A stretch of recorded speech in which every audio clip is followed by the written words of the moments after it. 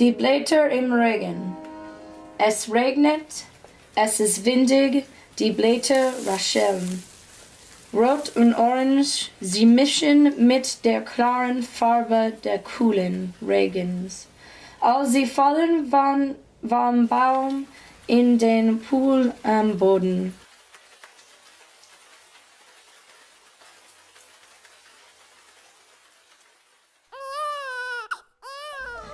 Bäume schreien auf über den Verlust von ihren Freunden an der Wechsel der Jahrzeiten und ihre eigenen nackten Zweigen.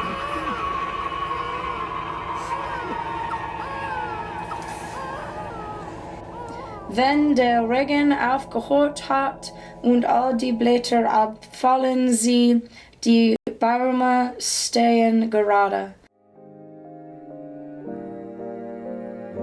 und bereit sich auf die nächste Jahreszeit.